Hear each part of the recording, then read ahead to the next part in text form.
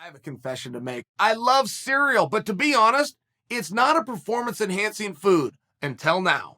Magic Spoon, a new breakfast cereal, has 0 sugar, 14 grams of protein, only 4 net grams of carbs, and 140 calories in each serving. Best of all, Magic Spoon tastes amazing.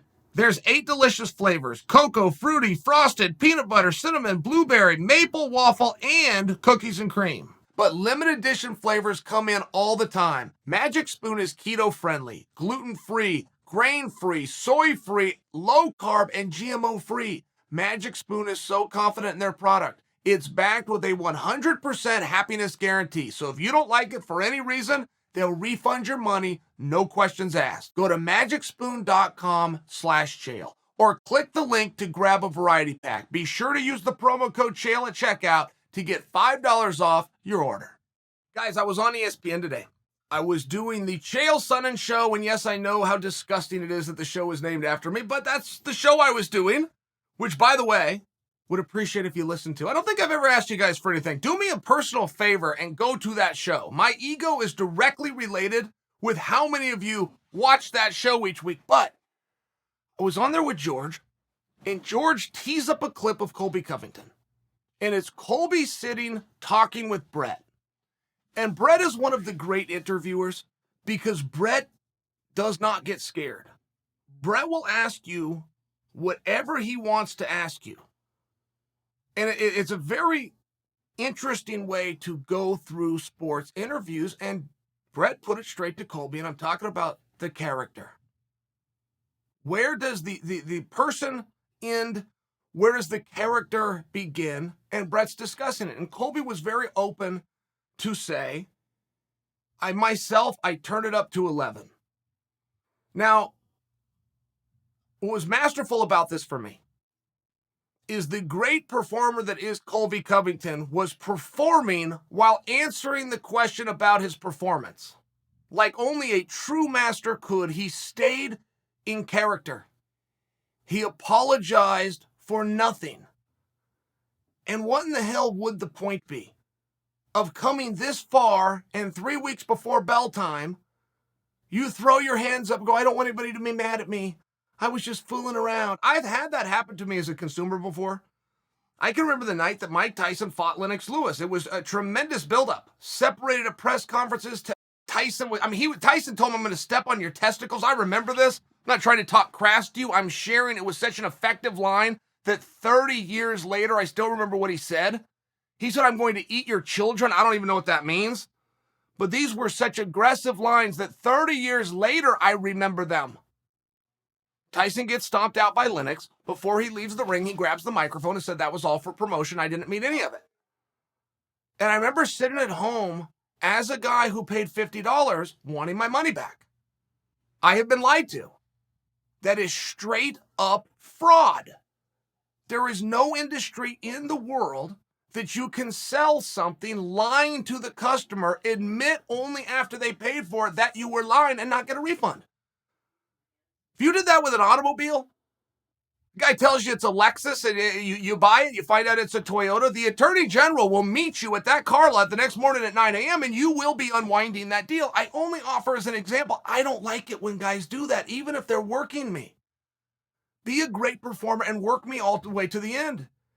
Kiefer Sutherland does not pop out in the final episode of 24 and go, hey, my name's not Jack Bauer. My name's Kiefer Sutherland. Like, it doesn't work that way. You play it until the final credit rolls. So as I was watching Brett pin Colby down, and Brett had him with very basic questions. Aren't you this far because of what you did? People hate you, but don't they hate you because you manufacture it? I mean, Brett is asking the tough stuff, and Colby was floating right through it, and it was beautiful. It was beautiful to watch Covington not get rattled. While watching this interview, I have a bigger thought, which has nothing to do with the dialogue they were having. The thought that I just got confronted with is this the first time I've seen Colby since he's been signed to fight Kamaru Usman. Colby is absolutely locked down. He is absolutely focused. Make no mistake what this is about, guys. This fight is not for the current welterweight championship of the world. This fight represents Usman, who is chasing George St. Pierre's ghost. For Usman to go to the only other level that he possibly can with his level of success in the sport, you're talking about greatest of all time status, which is an opinion by the masses. And for him to get there, he's going to have to do what George did, which is not only clean out the division, he's going to have to do it a second time. And that's what he's starting to do. That is absolutely what Usman Masvidal Part 2 is about. That is what Usman Covington Part 2 is about. It looks as though down the road it could be Leon Edwards versus Usman Part 2. He's trying to do what George did. And it's a big damn deal. And then you look at Colby. This is the final shot if Kamaru Usman sits on top of that division. There is not going to be a Part 3, no matter how many guys Colby beats. No matter how much Colby proves I am the true number one contender, there is not going to be a Part 3 without a variance in outcome in one of the first two. So there is high pressure here. And pressure over time, if dealt with correctly, is what makes diamonds. We all understand that, but I'm watching Colby doing something different. He's focused. He's locked down. And look, there's a part of it too, guys. And Colby may not even know this. This may be a subconscious level that Colby hasn't even identified for himself. But one thing that's going on is Covington is fighting for the second time. When he fought Usman the first time, a ton of people tuned in. People were very interested, and that media and heavy lifting was done by Colby. So Colby's going to look at this. Again, he may not even be conscious, but he's looking at his partner. Even if it's his enemy, even if they're going to go all chips in, I'm going to take everything that you have. I'm going to take everything that you've ever wanted. You're still my partner for this night. I've done 10 interviews today. You've done 2. That's not equitable and that's not fair. I'm out. You do 2 interviews. I'll do 2 interviews. You do no interviews. I'm going to do no interviews. I made this mistake last time. I was doing media tours. You were in the gym skipping rope. So it's a real piece of it. It's a piece of it because it's showing an understanding by Colby to what I just said. This is it. Cold, hard reality. A colder reality is most people never get this far. Colby is a former champion of the world. Colby was an interim champion who never lost and one day was no longer the interim champion. Where was the support from the community on that one? How in the hell does that work? Colby Covington was the interim champion. You can try to discredit interim all you want. I don't really care what word comes in front of champion. You can put 10 words in front of it. It still ends with champion. He was the champion, did not lose, and one day woke up and was no longer the champion. That happened. I'm not making that up. I'm not doing wordplay. That happened. Where was the community? I don't know where the community is. In all fairness, I don't know where the community is on the BMF title. Usman did not defend I apologize. Masvidal did not defend the BMF title. But many people go, oh, Chael, stop. Usman's the champion. That's not the way it works. Title's got to be up. This happened to me. You're telling me this happened to me. I had a world title fight in the WEC. I was the challenger. The champion missed weight.